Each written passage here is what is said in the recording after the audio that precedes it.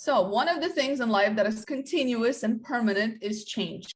Yet we're not always managing it in the best way possible. So let's look at it from an organizational perspective. As leaders, what are some things that we can do better as our, team members are going through different changes alongside with the business, essentially? So some of the mistakes that I've kind of noticed, Yvonne, when in companies, is that when a big change is happening, one of the things that we tend to avoid is we avoid communication. And that is the one thing we really need to focus on, is to create this transparency, communication, the good and the bad. I think that what adds to the stress of change is the uncertainty. So as an employee, if I don't know what's happening, if I don't see, what's the vision of the company, I know a lot of change is happening and I don't know how it's going to affect me, the uncertainty will completely demotivate me. And then it's just a spiral from there onward. So as an employee, once your motivation goes down, it's only a matter of time until you get to just decrease in performance. So as an employer, definitely we should look at how to be more transparent, have regular communication channels that are open with your employees as teams and also on individual levels. So having those regular check-ins with individuals, because one size does not fit all. So really just making time to communicate on a larger and then more micro scale across the whole organization is essential. Another piece of it is keep your team creative in this time to keep that motivation up.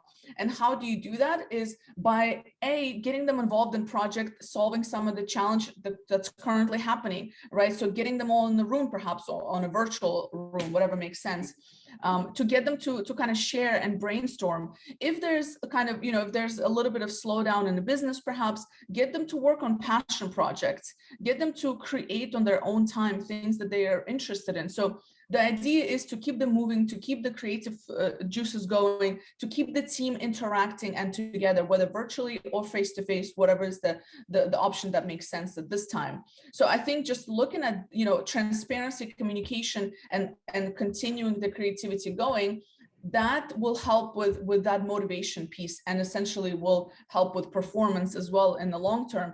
But Yvonne, what else do you think affects motivation, and what are some tips that leaders can use at this time to keep their staff motivated? Elena, I think that in times where there is a lot of uncertainty, the role of a leader goes beyond the obvious. The leader's responsibility is to provide a structured guidance and regulation. Yes, we know that, but now, during the times where there is a lot of uncertainty, there is a kind of a crisis, people are demotivated. So we need to go beyond that. And for that, you know me, I just dug a little bit on what psychology is saying. And I look at something quite interesting, Elena. It's about the theory of motivation called self-determination theory. So in this self-determination theory, there is three key elements that are important in order to drive what we call this intrinsic motivation, how to make people that beyond the external motivators, like having more money, having rewards, bonuses, beyond that, what can we do so that it comes from within themselves? So the first element that I think is quite critical is the element of relatedness. So making the team, making them know that they are heard, that the team is heard and valued. Make time to listen to your employees' perspective. So, and what we know is that we need to be able to acknowledge and validate that the employees' emotions as well as their reactions. So something like, I know it can be tough to stay focused right now, but we will figure it out together. When problem arises, make sure that you get a full feedback from those involved. Emphasize that people contributions are important and are necessary. And communicate that you care about employees' well-being, not just their productivity. So we are not anymore in normal times where everything can be forecasted and the level of productivity is something that we will get to know 10 days from now, 1 month from now, but now it's volatile because, as you mentioned, Elena, people are not in the same perspective. Our brain is not functioning in the regular mode, and then there is this element of fear that makes us drop in productivity. So relatedness is something that is quite important in order to foster this sense of belonging inside of the team. The second element will be competence. So this element refers when a person feels that they are effective and they have experience and they are experiencing growth, that they are learning something. It is people feel effective and with experience and it involves your employees in decisions where their input could be valuable. So it is about the manager taking the time to gather information, gather decisions, crowdsourcing decisions through the team, and also to demonstrate, in fact, to the team that they are mastering a particular task or a skill, to explain that they are what the team is working on and how they can choose themselves a particular strategy.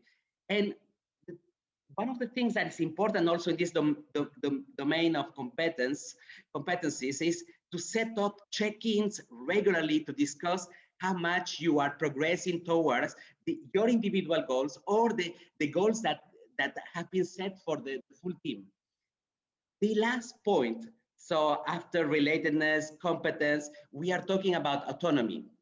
So autonomy is where the leaders encourage autonomy and being genuinely caring, while also recognizing that each employee carries a certain level of responsibilities for achieving the team objectives.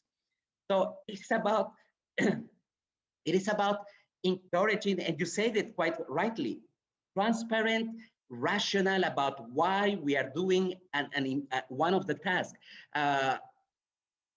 Empathizing, having a control language, instead of saying, hey, let's get this by tomorrow, transforming it in something that is more empathic with using a little bit of elements of positive psychology.